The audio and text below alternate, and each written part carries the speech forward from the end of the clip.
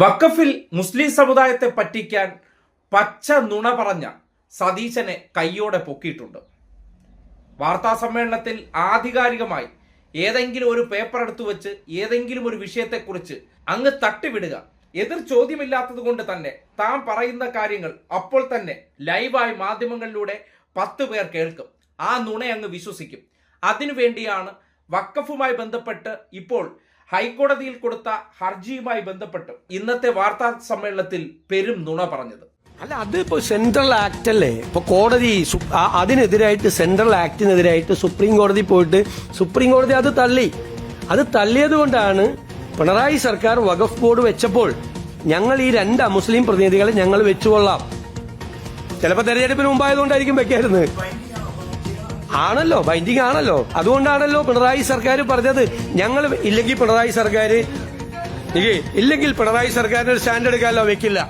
കേട്ടല്ലോ, അദ്ദേഹം ക്ലോസ് ഒക്കെ വായിച്ചുകൊണ്ട് ആധികാരികമായിട്ട് കൈകൊണ്ടൊക്കെ ചില സൈനൊക്കെ കാണിച്ച് ചില ആക്ഷനൊക്കെ ഇട്ട് ഒരു കാര്യം പറയുമ്പോൾ കണ്ടിരിക്കുന്നവർ ഇത് സത്യമാണെന്നങ്ങ് വിശ്വസിക്കുക. അത്ര ബുദ്ധിയെ ഈ നാട്ടിലെ മുസ്ലിം സമുദായത്തിൽപ്പെട്ടവർക്കുള്ളൂ, മൂരി ബുദ്ധിയാണെന്നൊക്കെയാണ് ഇദ്ദേഹത്തിന്റെ മനസ്സിലുള്ള ചിന്താഗതി.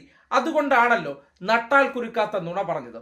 എന്തായാലും ഇത് പറഞ്ഞതിന് തൊട്ടു പിന്നാലെ എന്താണ് സുപ്രീം കോടതിയിലെ ഹർജിയിൽ സംഭവിച്ചതും ഹൈക്കോടതിയിലെ ഹർജിയിൽ സംഭവിച്ചത് എന്നതിനെ സംബന്ധിച്ച് മാധ്യമങ്ങൾ കൃത്യമായി റിപ്പോർട്ട് ചെയ്ത കൂടി കേട്ടെ. Report breaking. വഖഫ് ഹർജികളുമായി ബന്ധപ്പെട്ട് വാർത്താ സമ്മേളനത്തിൽ മുഖ്യമന്ത്രി പറഞ്ഞ വാദം തെറ്റ്. ഹർജികൾ സുപ്രീം കോടതി തള്ളിയെന്നായിരുന്നു ഇന്ന് നടത്തിയ വാർത്താ സമ്മേളനത്തിൽ മുഖ്യമന്ത്രി പറഞ്ഞത്. എന്നാൽ ഹർജികൾ ഇപ്പോഴും സുപ്രീം കോടതിയുടെ പരിഗണനയിൽ തന്നെ. വഖഫ് ഹർജികളിൽ സുപ്രീം കോടതി ഇതുവരെ അന്തിമ തീരുമാനമെടുത്തിട്ടില്ല.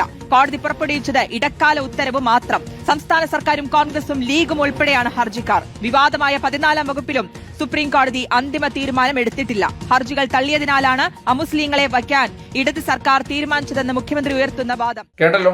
സുപ്രീം കോടതിയിൽ പോയി പറഞ്ഞത് അമുസ്ലിങ്ങളെ നിയമിക്കാമെന്നുള്ളതാണ്. കഴിഞ്ഞ സർക്കാരിന്റെ കാലത്ത് അമുസ്ലിങ്ങളെ നിയമിക്കാമെന്ന് തീരുമാനിച്ചു എന്ന് പറഞ്ഞുകൊണ്ട് അവരെ പഴിചാരി രക്ഷപ്പെടാനാണ് പരിശ്രമിച്ചത്. പക്ഷെ ഒരു കാര്യമുണ്ട്, ആ സർക്കാർ ഇറങ്ങിപ്പോകുന്നത് വരെ വഖഫ് ബോർഡിന്റെ ഭരണസമിതിയിലേക്ക് ഒരു അമുസ്ലിങ്ങളെയും നിയമിച്ചിരുന്നില്ല.